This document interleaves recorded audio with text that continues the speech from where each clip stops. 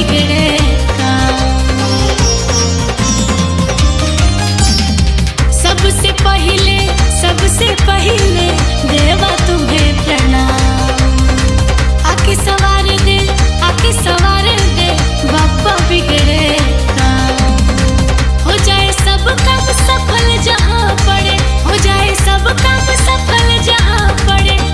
तेरी चरण मेरे देवा पधारो, गणपति पधारो, मोरे देवा पधारो, गणपति पधारो।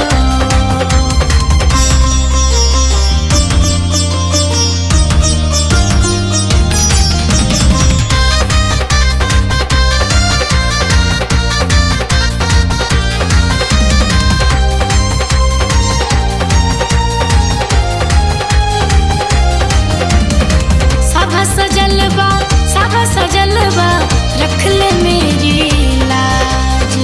मुझको तेरी है जरूरत आज। सभा सजलवा रख ले मेरी लाज। मुझको तेरी है जरूरत आज। अमित सुताक्षी को तू